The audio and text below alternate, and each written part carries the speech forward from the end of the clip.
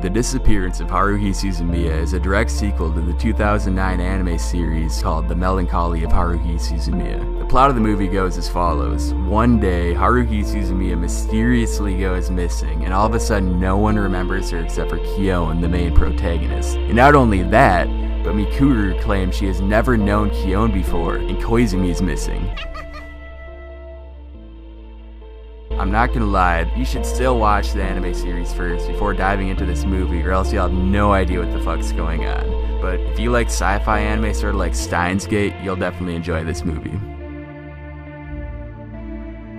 The Girl Who Leapt Through Time is a 2006 anime movie produced by Madhouse that centers around, you guessed it, time travel. The plot of the anime goes as follows. There's this one girl, Kono Makoto, one day discovers that she literally has the power to leap through time. And she initially uses this power to sort of like change a couple of things, some small details in her life. And then she has to face the fact that changing the past can have drastic consequences. If you guys like Steins Gate, again, I highly recommend this anime to you. Summer Wars is another sci-fi comedy made by Madhouse, set in a world where there's this virtual reality game called Oz that's super fun until one day, dude hacks into the servers and fucks his shit up. So then the rest of the series revolves around the timid main protagonist Kenji to save the world from hackers and score some pussy along the way. This anime has great characters, plot, and animation, and I highly recommend it to anyone who likes lighthearted anime series with a hint of romance.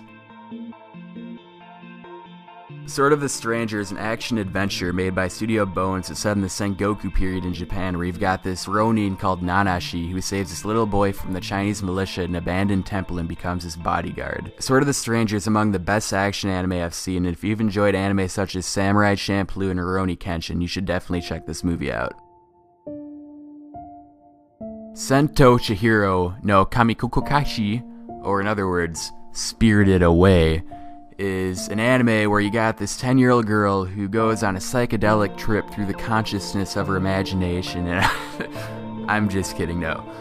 Spirited Away is about this 10-year-old girl, Chihiro, who one day just gets transported to the spirit realm, and her parents, they turn into pigs or some shit. It's kind of weird. I'm pretty sure her parents turn into pigs, and from then on out, she just starts tripping massive nuts, just throughout the entire movie.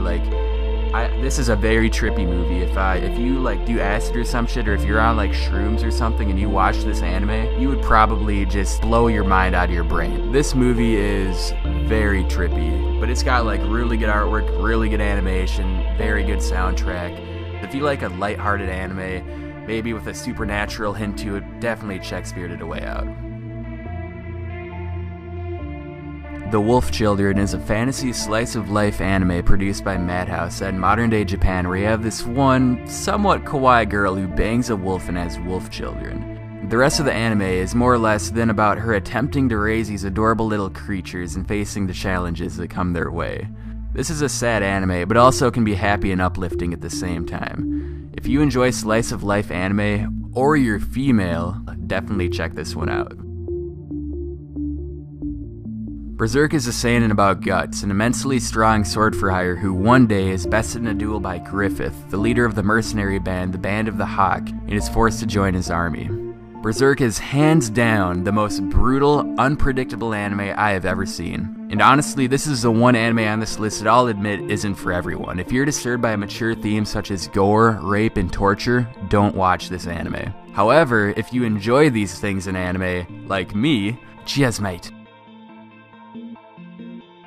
5 centimeters per second is a slice-of-life romance about Takaki and Akari, a boy and a girl who are very close friends and classmates, but are then torn apart when Akari's family moves to another part of Japan because of her parents' job. As the years pass by, they continue down their own paths, and their distance slowly grows wider and their contact with one another fades. However, they keep remembering one another and the times that they shared together as kids, wondering if they will ever have the chance to meet again once more. This anime will make you feel a whole spectrum of emotions, and if you enjoyed anime such as Clannad or Canon, I highly recommend giving this anime a shot. Grave of the Fireflies, although old, is one of the most emotional films I've ever seen. It centers around two orphan siblings struggle for survival during the World War II era in Japan. The artwork may be older than modern-day anime, but the heart-wrenching story and beautiful soundtrack that this movie entails far exceeds any minus points caused by the artwork and animation. I recommend Grave of the Fireflies for anime viewers of all ages, but be warned, this is a very sad movie.